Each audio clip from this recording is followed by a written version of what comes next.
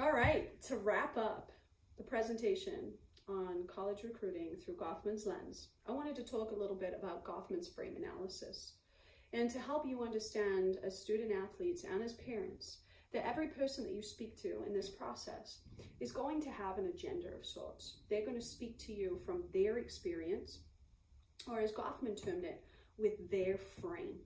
They're going to ask you to look at the recruiting process through their lens and through their perspective. And it's really important, I think, as you go through this process, not to be swayed away from what is really key to you as an athlete and to your family's sort of core values.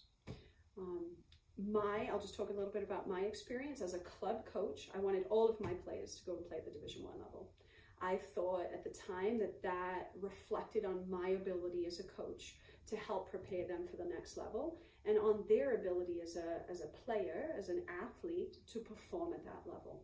So I would say 98% of my players over the course of a 10 to 13 year period typically went to play at the Division I level. They didn't all stay there. A lot of them transferred. And if I look back on it now, I could probably even have potentially picked out which players that would have transferred back in that time.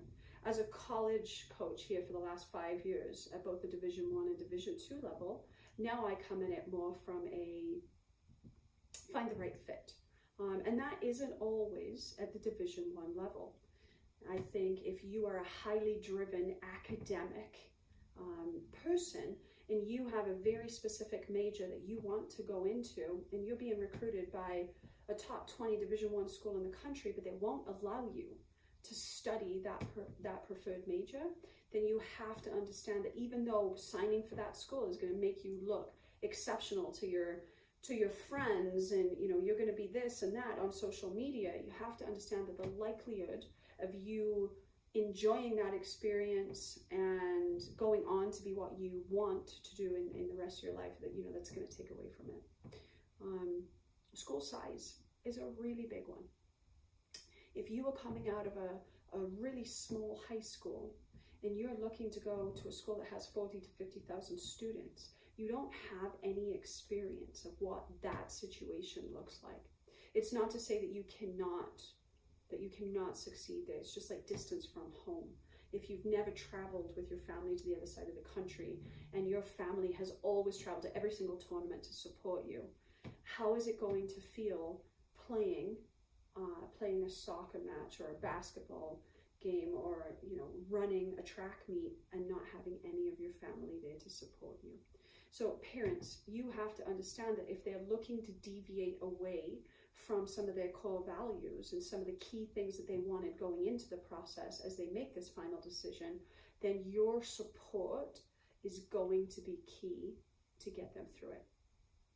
The two key things that I want to talk about are team culture, and it's not in the name.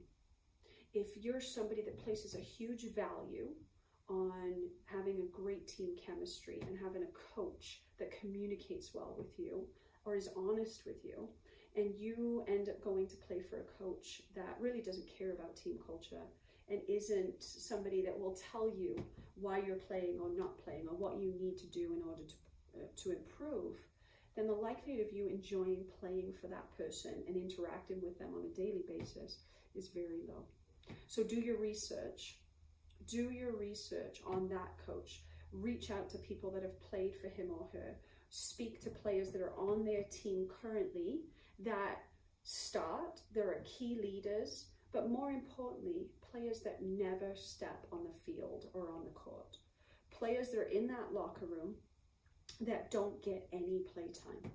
Ask them what they think about the coaching staff and about that team's environment. They're the ones that will shed a lot of light and a great perspective on what kind of team culture that you're walking into.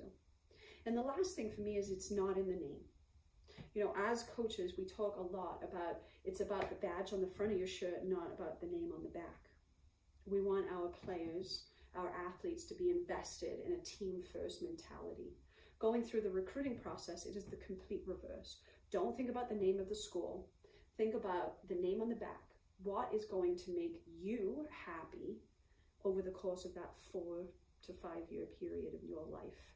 It's about what your core values are as a person, and not about the athletic tradition or the name of the name of the school and the branding and just, the social media opportunity to present yourself. It's about the backstage behaviors, thought processes, and not, as Goffman said, about what you can present in your front stage behaviors. Stay true to who you are, and parents, don't own the process for them. Don't tell them where to go.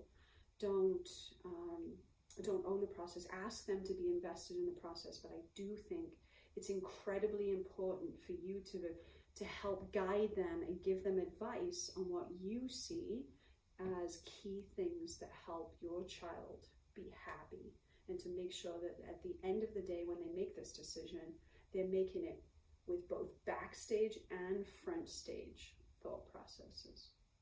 Hope you enjoyed this presentation. I hope I was able to shed a little light on the recruiting process. Thank you for watching.